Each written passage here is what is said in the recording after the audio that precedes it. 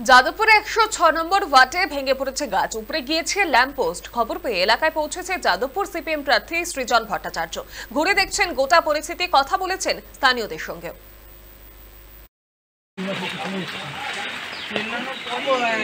না, আমি রেড ভলান্টিয়ারদের তো সর্বত্র সতর্ক করেছি, তারা যেখানে যা প্রয়োজন মতো মানুষের কাছে আছে। একটা সমস্যা হলো যে এনসিসি ভায়োলেশন হয়ে যাবে, নাহলে ইতিমধ্যে অনেক মানুষ সাহায্য চাইছেন, ত্রিপল ইত্যাদি, সেগুলো দিতে পারছি না, নিজেও খানিকটা ছটফট করছি। কিন্তু আমি আজকে এখন এখানে এসেছিলাম আমার পাড়ার ওয়ার্ড 106 নম্বর ওয়ার্ড যাদবপুরে।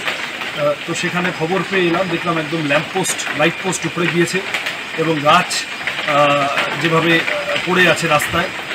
তো সেগুলো প্রশাসনকে বলেছি, প্রশাসন কিছু ব্যবস্থা নিচ্ছে, আরও ব্যবস্থা নিতে হবে।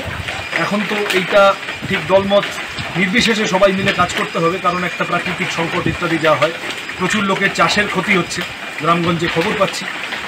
তাদের পাশেও দৌড়ানোর চেষ্টা করব। আজকে হালতুতেই পাড়ার মধ্যে আমি যা শুনলাম এই ঘটনাটা গিয়ে এলাম, যেভাবে ল্যাম্পপোস্ট পড়েছে তাতে করে বড় অগ্নিকাণ্ড, বড় দুর্ঘটনা ঘটতে পারত।